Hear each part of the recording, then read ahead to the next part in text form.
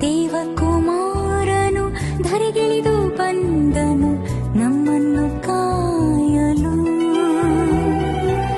ಲೋಕದ ರಕ್ಷಕನು ಭುವಿಯಲ್ಲಿ ಜನಿಸಿದನು ರಕ್ಷಣೆ ನೀಡಲು. ದೇವ